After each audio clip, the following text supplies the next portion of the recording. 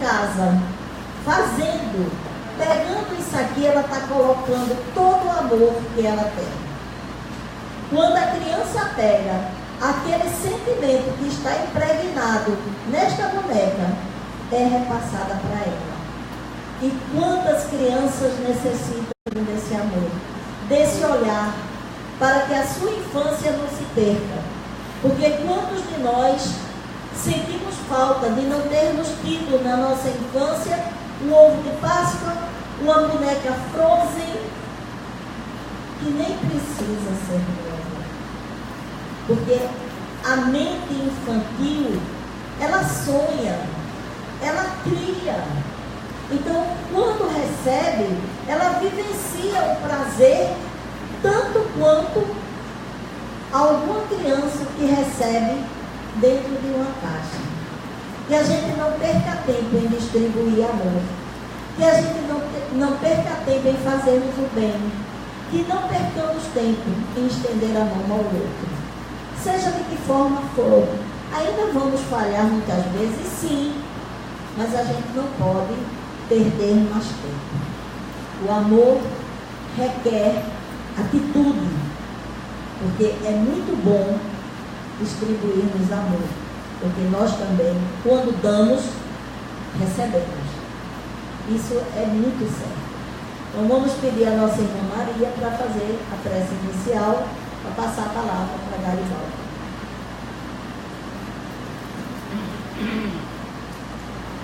Meus irmãos, fechemos os nossos olhos, elevemos nossos pensamentos ao divino amado Mestre Jesus.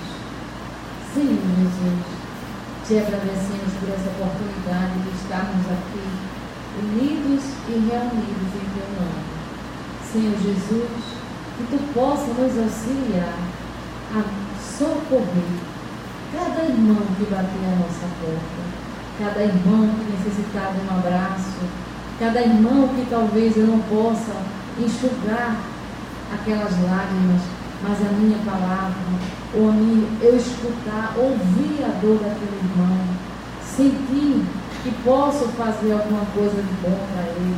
Senhor, eu estou fazendo por mim, porque somos todos devedores, todos necessitados do teu amparo, da tua luz, e essa casa que nos envolve sempre, que nos dá amor, carinho, todos os irmãos que aqui se encontram, encarnados e desencarnados, estão a nos doar amor. Amor é a palavra, amor é a necessidade. Amemos uns aos outros como Jesus amou. Assim seja. Em nome de Deus, em nome de nosso grande irmão Jesus, nosso maior exemplo, em nome de Maria, da espiritualidade que dirige essa casa, vamos por iniciado nessa reunião de hoje.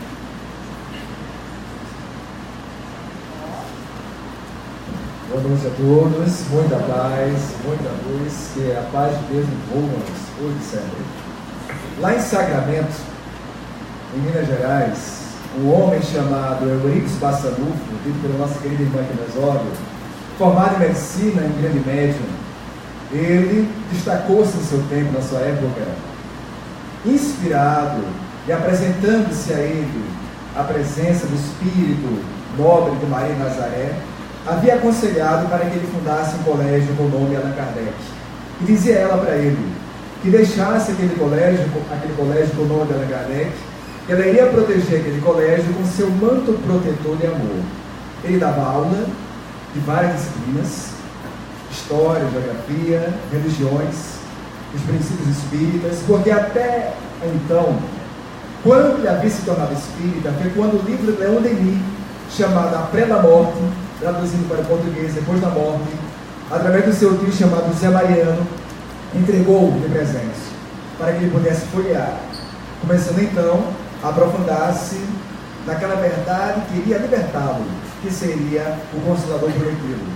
Foi quando então, começando a lecionar como professor educador, as pessoas que moravam na vizinhança ouviam também a sua voz. Interessante notar, fora do colégio, havia muitos fenômenos de efeitos físicos, e Euripides Bassanufo também tinha o dom da bicorporeidade. conforme Allan Kardec estuda a segunda propriedade, no Livro dos Espíritos e também na obra chamada Livro dos Médiuns. Chegava a fazer parte várias mulheres. Quando estava dando aula, parava, e aí ele desdobrava-se, ou seja, aquela expansão do perispírito, da bicorporidade, e fazia o parto e voltava para dar aquela aula. Eurípides Passanufo salvava muitas pessoas que se encontravam perdidas na mata, na floresta. Ele apresentava-se também na bicorporidade, mostrando o caminho de volta para casa. Até quando mesmo, na época do clero católico, havia uma perseguição muito grande a ele, por ser espírita, por ser um cristão dos tempos modernos, e havia também contratado um padre para que pudesse enfrentar na praça pública, para que houvesse ali um grande debate. Ele só aceitou para esclarecer a população o que era e o que não era espiritismo. O seu magnetismo de amor, também colocado pelo Exórdio pela nossa irmã, era tão grande, tão forte, que durante a sua fundamentação, a tese espírita, bem fundamentada, bem apresentada, bem aprofundada, chegou ao ponto de, no final do debate, o próprio padre, com os olhos cheios de lágrimas, desculpando-se a ele, pedindo perdão e abraçando, reconhecendo a grandeza dele, de que não era nada aquilo que haviam caluniado em relação à sua pessoa. Eurípides Passanufo, segundo narra-nos, Divaldo Pereira Franco, hoje se encontra dirigindo o Hospital de Esperança, no mundo espiritual, com a presença benfazeja de espíritos espíritas desencarnados, trabalhando lá, que desencarnaram muito bem, como o professor Cícero Pereira, a médium Maria Modesta Cravo, tantos e tantos outros, porque ele havia formado em São Hospital de Esperança com a presença de Santo Agostinho de Pona e São Vicente Paulo, depois que ele havia se encontrado com o próprio Mestre Jesus de Nazaré. Isso dá-nos a obra chamada, quando aqui escreve, por Chico Xavier, essa revelação. E vamos observar aqui uma obra chamada Transtornos Psiquiátricos Obsessivos, do espírito Manuel Flamengo Miranda, pelo médico Valdo Franco, relata muito bem hoje como é que esse Hospital de Esperança está fazendo um tratamento específico com pessoas que têm patologia, ou também pessoas que desencarnam de maneira psicopatas. Como são tratados? As cirurgias no campo do perispírito, como é feita? Os tratamentos de desobsessão, e também pela misericórdia de Deus, pelo amor incondicional de Jesus, nosso Divino Mestre, o governador espiritual desse orbe, também o atendimento àqueles que também passaram pelo movimento do Consolador Prometido aqui no Brasil e não conseguiram cumprir a sua missão. Eles encarnaram de maneira muito comprometida. Então o amor de Deus é para todos, com a vida de Jesus. Meu Pai faz nascer o sol de amor, não só para os bons, mas também para os justos. Não só para os bons, mas também para os maus. Os justos e também os injustos. E vamos observar que quando Jesus já havia dito, segundo o Evangelho de João, capítulo 8, versículo 32, conhecereis a verdade e a verdade vos libertará.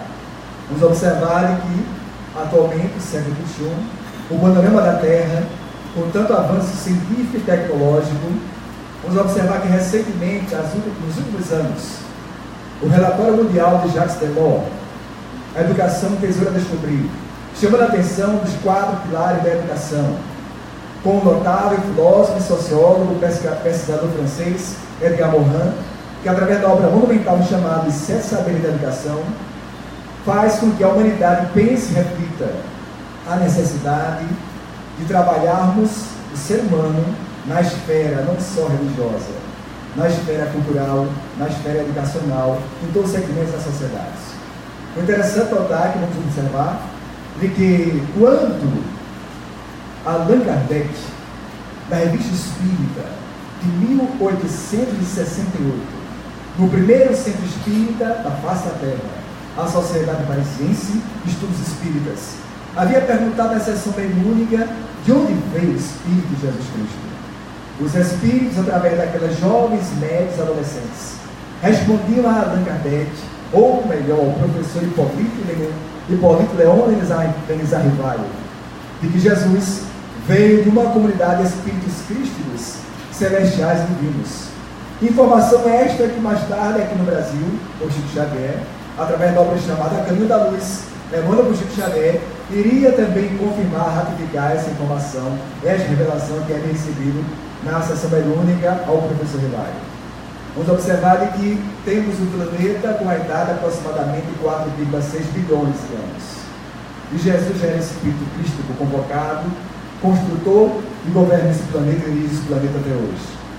Muitas pessoas da atualidade se perguntam, diante da cultura avassaladora, diante da ciência avassaladora, que ainda leva de rogão a maioria das pessoas encarnadas, a cultura, a ciência materialista, que faz com que as pessoas, a grande maioria, respeitem o outro, amem o outro pelo ter e não pelo ser.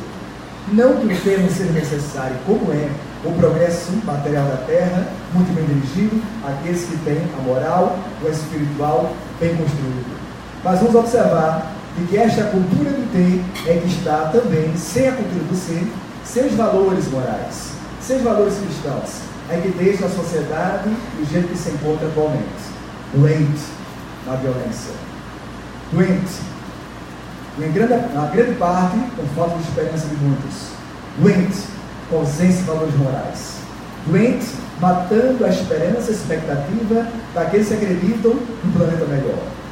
Mas a doutrina espírita, trazendo Jesus de volta à Terra, sendo o cristianismo revivido, prometida por Jesus Cristo também, que se encontra na Bíblia, no Novo Testamento, segundo João, capítulo 14 a 17, vamos observar que o próprio Mestre havia dito, Jesus, eu não vos deixarei órfãos, eu rogarei meu Pai, ele vos enviará o Consolador prometido, que haverá de vos lembrar coisas no qual já nos tinha dito.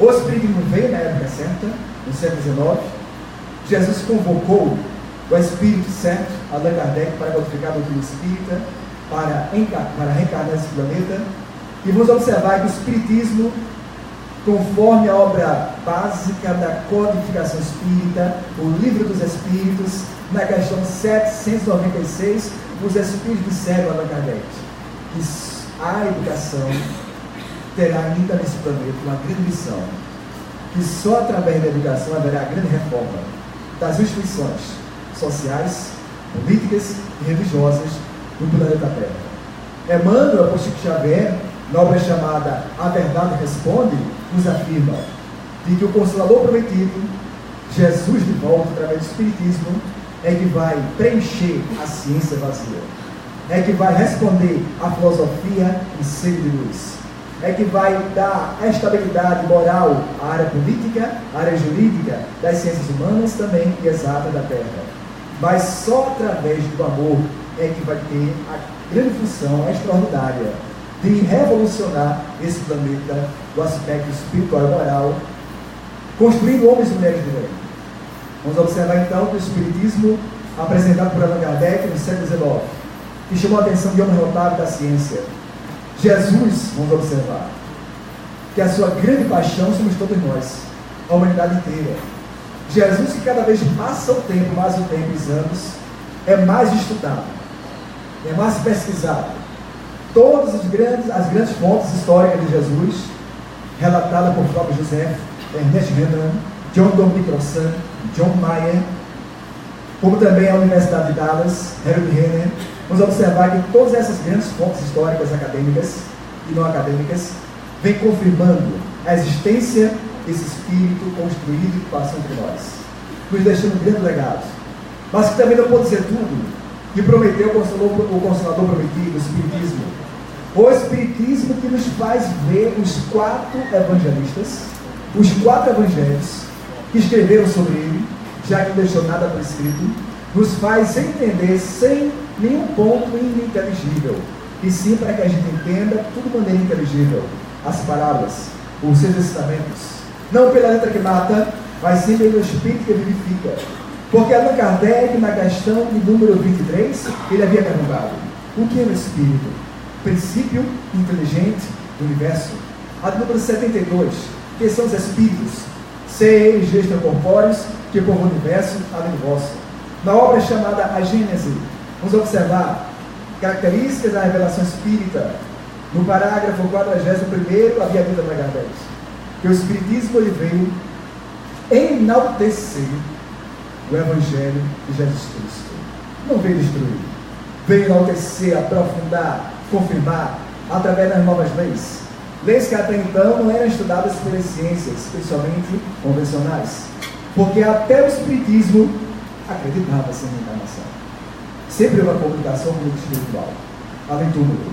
Mas nunca ninguém tinha feito uma pesquisa com método científico para ter uma fé raciocinada, encarando a razão face a face em todas as épocas da humanidade.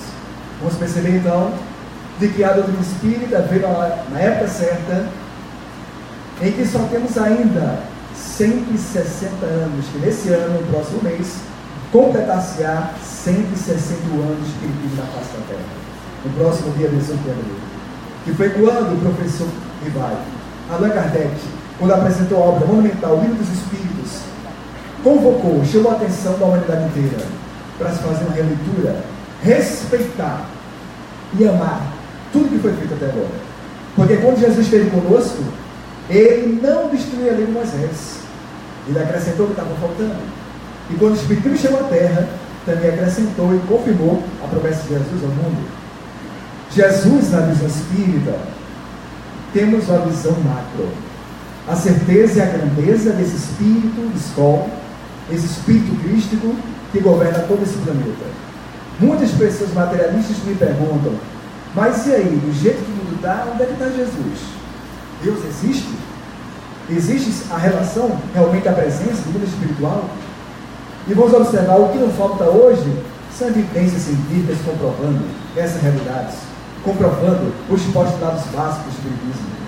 Chico Xavier que diga, depois de 70 anos de mediunato, Chico Xavier que chamou a atenção da época da Academia Brasileira de Letras, ao publicar, através da mediunidade, a psicografia, a obra chamada Parnaso no Túmulo. Quando André Luiz, na década de 40, começou a psicografar por Chico Xavier, na época da Segunda Grande Guerra Mundial, vamos observar então o que era o nosso lar, o que era a colônia espiritual, o que eram as cidades espirituais. Só na obra chamada Missionário da Luz, capítulo 19, André Luiz fala sobre os passos. Os passos dentro da casa espírita, ou no templo budista, católico, protestante, seja qual for a religião, onde existe o bem, onde houver o bem, sempre haverá a presença dos benfeitores espirituais em nome de Deus e em nome de Jesus e ali irradiando. Vamos observar que também na obra monumental chamada Obreiros da Vida Eterna, na página 61, 62 e 63, quando a Luiz fala de que no universo existe a hierarquia cósmica, existem os espíritos crísticos acima, aqueles que se encontram não só como governadores planetários, mas também dirigentes cósmicos de galáxias e também sistemas solares, porque a evolução ela não termina, ela é infindável. Mas Allan Kardec perguntou na questão número 1, que é Deus? Inteligência suprema, causa primária do universo. Essa definição belíssima que nos faz olhar a concepção teológica, com todo respeito à nossa parte, e também da doutrina espírita, com olhares mais profundos. Não mais a visão do ancião idoso, mas a visão macro. Uma visão que é a mesma definição da astrofísica, da física quântica e da cosmologia. Inteligência suprema, causa primária do universo. E vamos perceber também de que na obra chamada Céu e Inferno, quando Allan Kardec ele tira uma parte do Antigo Testamento, do profeta Ezequiel, e coloca: Deus não quer a morte do ímpio, e sim que o ímpio se converta. Nessa obra monumental, a obra chamada Céu e Inferno, na segunda parte, quando Allan Kardec recebe informações, comunicações de espíritos felizes, sofredores, suicidas, criminosos arrependidos, lá na Sociedade Parisiense, na seção mediúnica, apresentando à humanidade o que era erradicidade, o que é do outro lado, informações, pessoas que não utilizaram bem a riqueza, não utilizaram bem a beleza, a inteligência, o estado social, e desencarnaram muito mal, pedindo, suplicando preces, muita oração. A Allan Kardec e toda a equipe daquele corpo da seção mediúnica. Como também outro lado, pessoas que desencarnaram muito bem, pessoas que nem sequer eram espíritas, que deram a comunicação a Kardec, que tiveram a vida realmente saudável, integral, desencarnaram como homens e mulheres de bem, de maneira belíssima e elevada. mostrando a felicidade que era desencarnar e ser recebido muito bem do outro lado. E vamos observar que na obra chamada Livro dos Médiuns, é quando Allan Kardec apresenta, principalmente na segunda parte, dissertação perguntas, a mensagem belíssima do Espírito chamado Chateaubriand, em que ele define que Jesus, ele nos revela, Jesus Cristo é quem preside o Espiritismo na face da terra. Não é Espírito outro qualquer, é o próprio Jesus, porque no Evangelho segundo o Espiritismo, no capítulo 6, o Cristo Consolador, existe uma nota belíssima do Espírito de Verdade. O Espiritismo é de ordem divina, entendendo Jesus. Jesus prometeu, está aí à frente, mas é de ordem direta de Deus. Chega no momento certo, terceira revelação de Deus à humanidade. Mas é também do Evangelho do Espiritismo que também temos a informação belíssima. Todas as verdades se encontram no cristianismo, pois os erros que se realizaram são de origem humana. Espíritas, amai-vos, primeiro ensinamento. Espíritas, instruídos, segundo ensinamento. Mas foi na obra monumental chamada Obras Póstumas, em que Allan Kardec, ele coloca e faz uma afirmação belíssima. O Espiritismo não está para as pessoas que já estão satisfeitas com as suas concepções religiosas, ou a sua concepção religiosa. E sim, para as pessoas ou a pessoa que não se encontra mais satisfeita com a sua concepção religiosa e que adquire a concepção muito além da religião, transreligiosa, a do amor, dita aqui nos olhos, mas o amor universal, o amor incondicional, o amor sem partido político e sem partido religioso, o amor que vem de Deus, que ama todo o universo, os multiversos, galáxias, e toda a humanidade, a nossa grande família, e o universo é a nossa grande casa. E vamos observar de que na obra chamada O que é Espiritismo, é quando Allan Kardec responde a um padre, ao crítico e ao cético.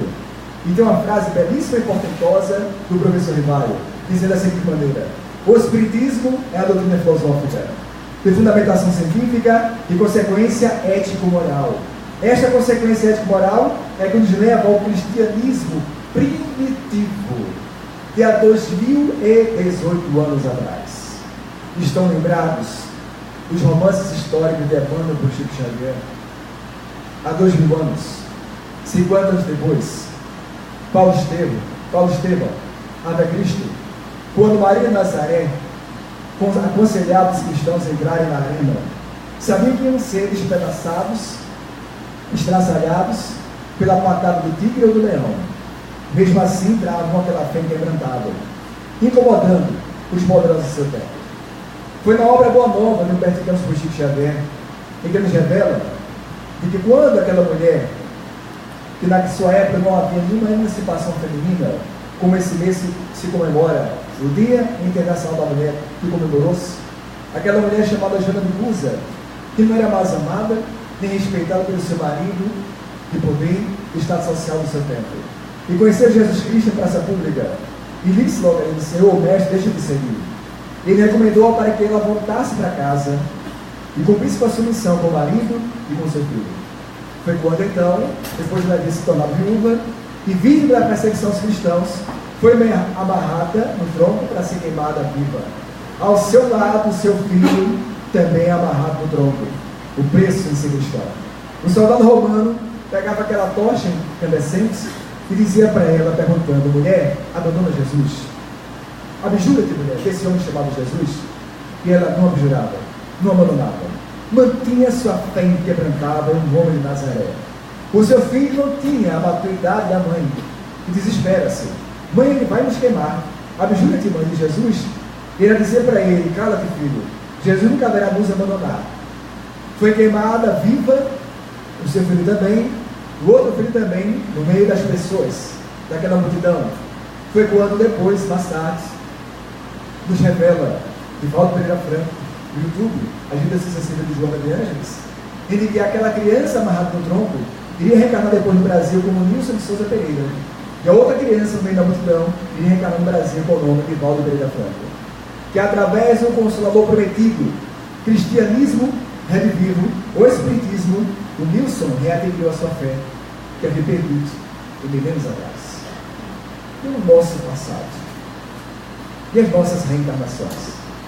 Reencarnação, que é tema hoje de estudo, do Dr. Tim Tucker, da Universidade de Virgínia. A reencarnação, que era matéria de pesquisa, do Dr. Ramendra Banerjee, do Dr. Ian Stevenson e do Dr. Hernani Panas Andrade. Reencarnação, que é tema de estudo e pesquisa, do Dr. Patrick Rhodes, da Universidade de Columbia, de Nova York, ou do Dr. Edmund Harrison, da Sri Lanka. Porque a reencarnação nos mostra a justiça de Deus, a justiça divina, que Deus é esse que permite que uma criança nasça com anencefalia, que Deus é esse que permite que uma criança nasça superdotada. A transição começou. Temos o planeta de próprias criações. Ainda existem muitas dores a serem suplantadas.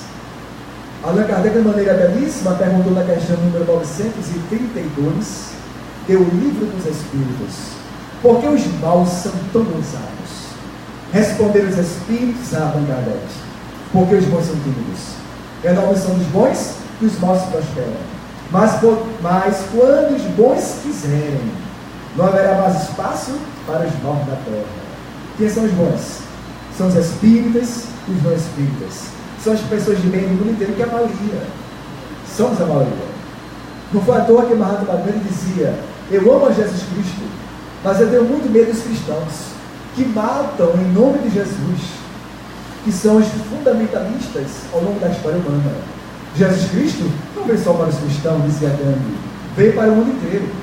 Francisco de Assis, no século XII, ele chegou para o Papa na época e dizia: Sua Santidade, muito obrigado pelo convite para sentar no trono, onde Sua Santidade estava sentado. Mas o meu templo não é aqui, não está entre quatro paredes. O meu templo se chama Coração da Humanidade.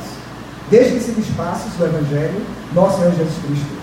E Francisco de Assis conversava com os muçulmanos.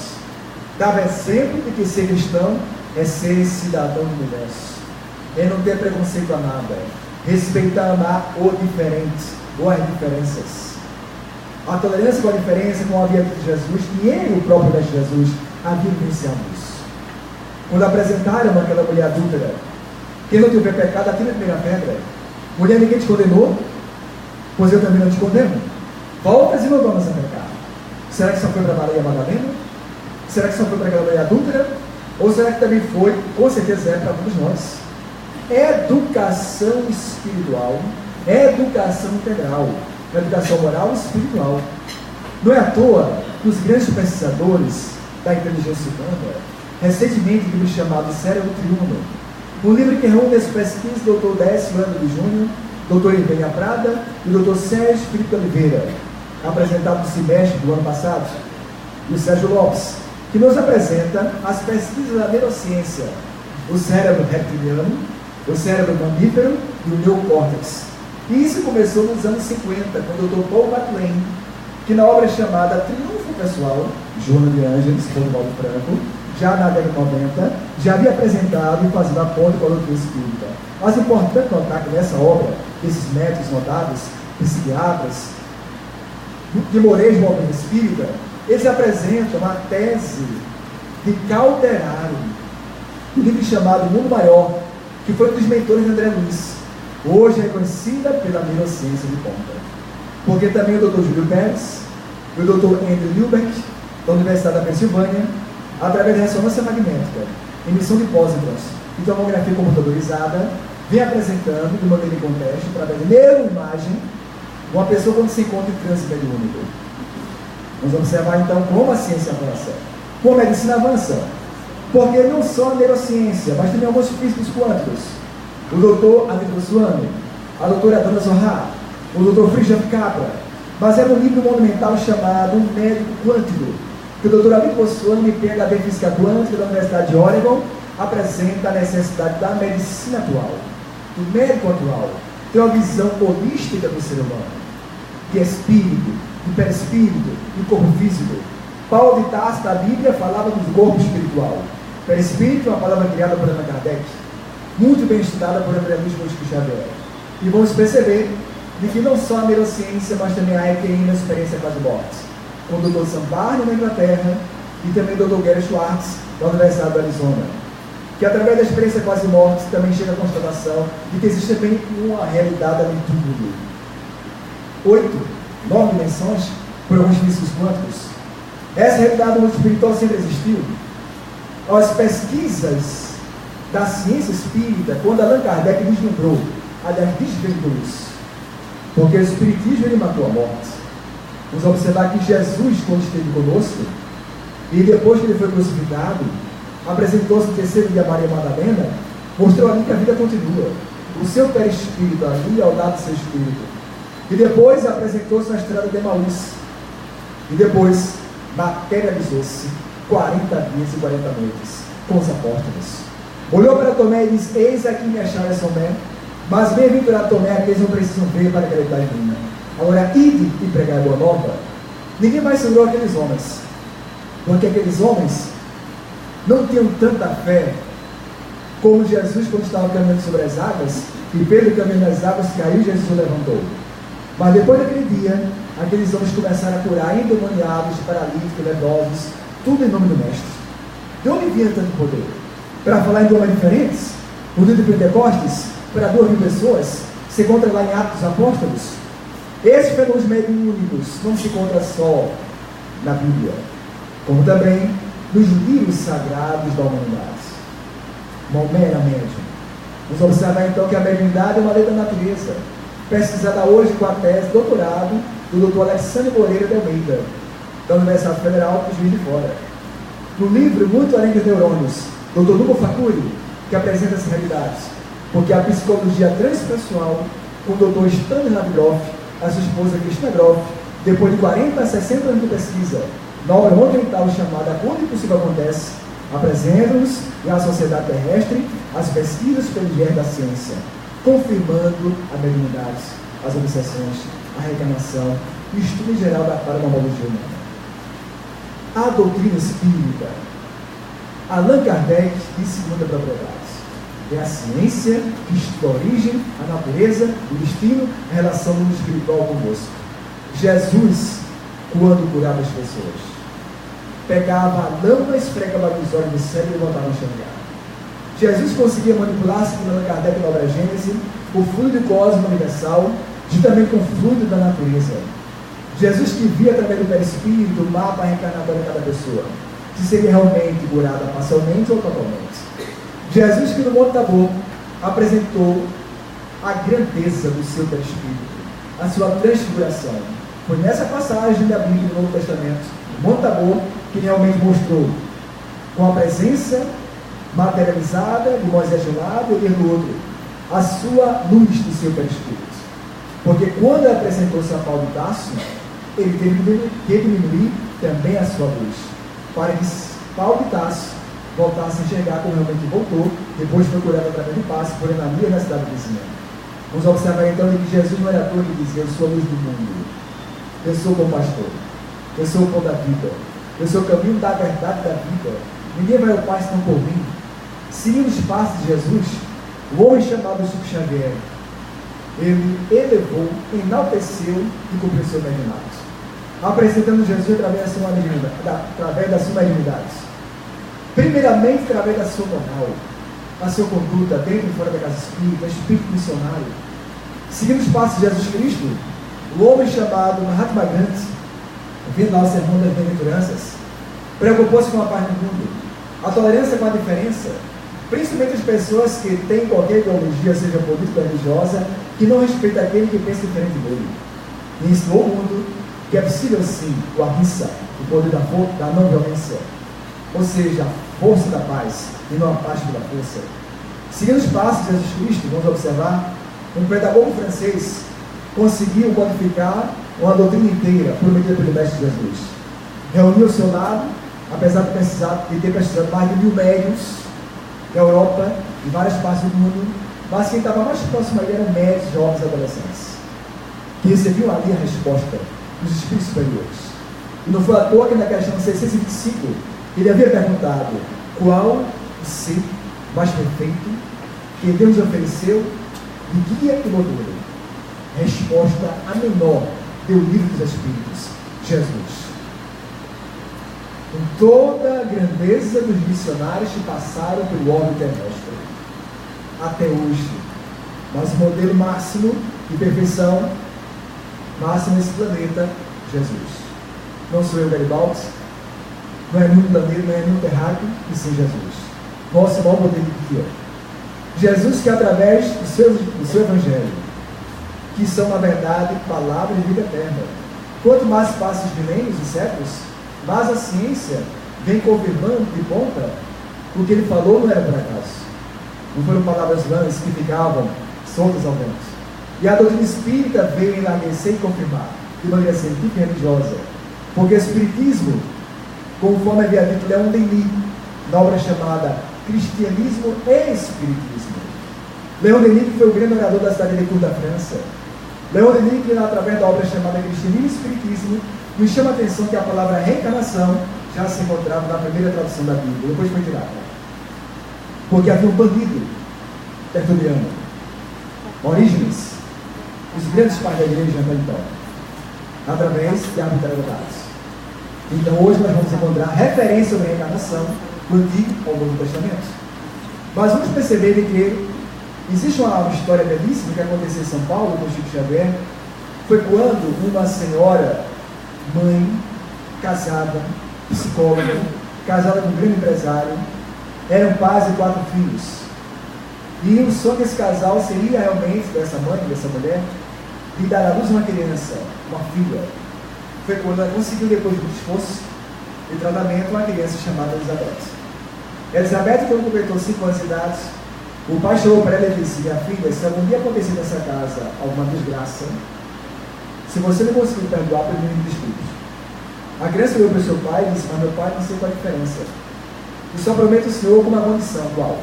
Que o senhor não abandone a mamãe nem deixe essa casa. O pai começou a chorar, de repente, ininterruptamente, chegou para a esposa e disse que ia se ausentar, se afastar, iria se separar dela. Iria se ausentar daquele lar, por um tempo indeterminado. Queria realmente ter certeza se era emoção ou apenas uma sensação física momentânea do que ele sentia com aquela outra pessoa. Foi quando passaram os meses, depois de alguns meses ele tentou voltar a reatar aquele casamento. Conversou em particular com a esposa, ambos descobriram ainda que ainda se amavam e tentaram lentamente reatar aquele casamento. Foi então quando aquela criança foi levada à escola pela secretária doméstica. E depois, quando ela foi buscar a criança, cadê a criança? A diretora havia entregue a criança a uma senhora muito bem vestida, que havia entregue ali o nome falsificado do patrão, que seria o pai da criança. A secretária doméstica, desesperada, chamou os patrões. Foram até a delegacia, foram à imprensa, e cadê Elizabeth apareceu? Nada. O tempo passando, foi quando então ele estava no carro, passando na praça central da cidade, e viu um aglomerado de pessoas, formando um semicírculo, aproximadamente 20 a 30 pessoas. Desceu do carro e foi ver, na verdade, o que estava ocasionando, o que estava causando, na verdade, aquela multidão ali, aquela multidão. Viu a caixa de sapato, abriu, era uma caixa de sapato, quando abriu, havia o corpo da criança toda esquartejada e uma machada do lado. Reconheceu que era o corpo da sua filha, Elizabeth. Chegou até a polícia chegou então até a assassina homicida. A cidade toda queria lixar a mulher. A imprensa, porque foi justamente a pessoa no qual ele havia se envolvido, o pai da filha. A imprensa havia perguntado a ela por que ela tinha feito aquele crime de homem. Ele havia respondido aos jornalistas: porque aquela criança foi a única pessoa que tirou dos meus braços o homem do qual eu amava. Era uma louca, era uma psicopata. A partir desse dia, começou a dor dessa família. A mãe chorava de noite e dia, até ensopar o travesseiro e a almofada, deitada. O pai pensava: vou invadir aquela delegacia e vou fazer uma aquela homicida pior que ela fez com a minha filha. Um sacerdote da crença que ela esposava tentou consolá-la, mas meu irmão Deus quis assim. Colocou o sacerdote da casa para fora e dizia a ela: se Deus realmente fosse Deus, não teria levado a minha filha, e se aquela que havia se oficiado para comer marido. Uma semana após, chegou, nos meados dos anos 80, uma amiga espírita. Você já tentou falar com Chico Xavier? Quem é Chico Xavier? Você já ouviu falar lá num trabalho chamado Cartas Consoladoras de Chico Xavier? Não conheço. Sabe o que é mediunidade? Não sei. Sabe o que é espiritismo? Também não sei. E começou a explicar. Convenceu a psicóloga, chamou o marido, pegaram um jatinho direto para o grupo espírita da prece em Beraba, de madrugada. 3 horas da madrugada, aproximadamente, a fila enorme. Ela tentou comprar uma pessoa na fila. Madame, diga o seu preço, o senhor paga agora. Não posso sair daqui sem antes falar com esse homem chamado amor. Dizem que ele é um amor de pessoas chamado Chico Xavier. A senhora doméstica, dona de casa, não sabia ler e escrever, analfabeta. Olhou para a doutora e disse: doutora, eu não estou à venda. Não pense porque a senhora tem muito dinheiro que vai me comprar. Dinheiro gera conforto, mas não compra felicidade. A psicóloga desesperada olhou para aquela mãe, aquela doméstica, e dizia: a senhora é mãe e filho. A senhora sabe que a minha dor é maior do que a sua. Porque a senhora tem aqui um filho que morreu de motocicleta, não é isso?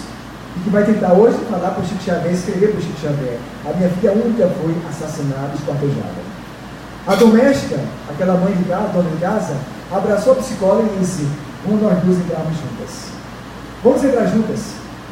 Adentraram-se no centro. Chico Xavier do lado de cá. Ela ficou frente a frente a Chico Xavier. Chico Xavier olhou para ela e disse: é sobre Bebeto, não é? Como é que o senhor sabe? Ela se encontra ali no recinto. Daqui a pouco vai usar a minha mão para psicografar, escrever e entregar a mensagem à senhora. A senhora guarde, mantenha sua fé. E continua ali em prece, em oração. 4h30 da manhã, Chico Xavier começa a ler carta por carta. A carta agora é de Elizabeth. E começou a ler a carta dizendo: minha mãe estava na escola. Quando aquela senhora, muito bem vestida, com um carro azul bonito, chegou no colégio. Apresentou a assinatura do papai, que era falsificada, eu não sabia. Fui entregue a ela. Entrei no seu carro, me ofereceu uma caixa de bombons. Eu comecei a comer. Engraçado que toda vez que eu comia um bombom, me dava vontade de dormir muito grande. Até que eu fui tomada por um sono muito profundo. Foi quando eu percebi que estava assim um corpo físico e havia morrido. Quem havia me acordado? Vovó e tia, vovó Brígida, e a minha tia também, já haviam desencarnado há muito tempo. Foi quando eu vi daqui em cima, lá embaixo, meu corpo todo cortadinho. E a senhora não sabe o quanto eu chorei, minha mãe. E o senhor, meu pai? Por que o senhor está querendo vingança?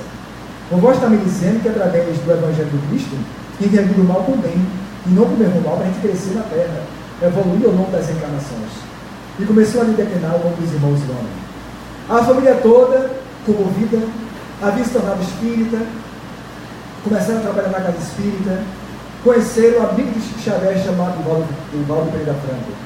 Contou a história de Valdo, levou a carta psicografada do Chico Xavier para o Chico Xavier de Valdo Franco. Na hora que ele conversava com o Valdo disse: um minuto só, madame. O que foi, seu Franco, seu Valdo? Entre mim e a senhora existe aqui uma jovem desencarnada. Está com tal roupa, com tal indumentária, dizendo que é sua filha. A senhora confirma que a veste dela geralmente era essa? Confirmo. Também estava dizendo que hoje é um dia muito especial na sua vida. A senhora confirma? Confirmo. Hoje é o dia do seu aniversário. Estão pedindo para dizer à senhora que ela parabeniza a senhora pela creche que a senhora fundou, o lar de Elizabeth, que a senhora hoje tira muitas crianças da prostituição, da fome, da miséria social e das drogas, e oferece cursos profissionalizantes, voltando à cidadania. Mas eu gostaria, madame, de hoje, de ganharmos um presente especial. Que presente é esse? A caridade mais difícil da gente pôr em prática. Que caridade é essa? A caridade moral. Ela sabe que a senhora está se corroendo ainda de raiva e de ódio, tá? do homicida. Gostaria que a senhora perdoasse o homicida, para a senhora se libertar. A senhora está conhecendo a verdade e essa verdade não está libertando a senhora. Ainda está arraigada, presa a um passado, vivendo o passado. Seu Divaldo, diga à minha filha que ela me peça o que ela quiser, menos isso. Porque se eu ver na minha frente a homicida, farei com ela o pior que ela fez com a minha vida, com a minha filha. Saiu dali. Depois de alguns anos, ela liga para Divaldo Franco: o senhor vai lembrar de mim em tal caso? Se lembra da senhora. Com a autorização do juiz e acompanhado do promotor, hoje eu fui ao cárcere de seu Divaldo. Ver o rosto, a fisionomia do homicida. Levei na minha bolsa o exemplar de O Evangelho segundo o Espiritismo e a carta que recebi por Chico Xavier. Quando cheguei lá, eu tive um novo golpe. Na verdade, quem estava dentro das grades, do outro lado, não era o homicida, era a homicida, senão a minha melhor amiga que frequentava lá em casa, que primeiro tirou meu marido e depois a minha filha. Claro, uma falsa amiga, que terminei ingenuamente confiando nela. Abri lentamente a bolsa, ela dizia para mim: pelo amor de Deus, não me mate. Eu dizia para ela que este livro, o Evangelho segundo o Espiritismo, me faça o bem que a mim ele me faz. Saí dali cedo, Valdo Franco, anti-novo golpe. E peço encarecidamente ao Senhor que diga à minha filha, quando ela se apresentar ao Senhor, mediunicamente, que ela me ajude, para que eu possa tirar da minha tela mental aquele primeiro homem. Porque Jesus já havia dito com muita propriedade: conhecereis a verdade vos libertará. Que verdades é essa, Jesus Senhor? Essa é a realidade do mundo espiritual, que a vida continua. Recentemente, um amigo meu perguntou: mas Garibaldi, me diga uma coisa, você que estuda espiritismo, questão de espiritismo de há um bom tempo, essas pessoas que estão com poder na mão e deixam pessoas morrer à míngua nos hospitais públicos, aí essas pessoas, quando desencarnarem, vão ter que responder: todos nós. As leis de Deus é para todos. Allan Kardec coloca lá a obra chamada Sem Inferno. Se não for nessa, será na próxima. Mas ao desencarnar, vamos observar que as leis dos homens você pode passar e por lá. Mas as leis de Deus não. Porque existe nosso perispírito. O que a gente faz fica lá mapeado, fica gravado.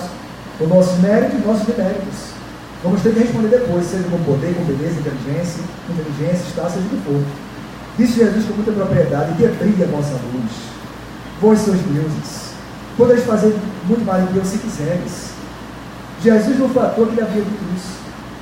Porque é o nosso grande timoneiro terrestre. A doutrina espírita, trazendo Jesus de volta à Terra, nos dá certeza científica. Essa certeza científica é que fez com que William Crookes, Alexander Aksakov, Gabriel Delano, Paul Gibier, Ernest Bozano, Camille Flammarion, que estremeceu as bases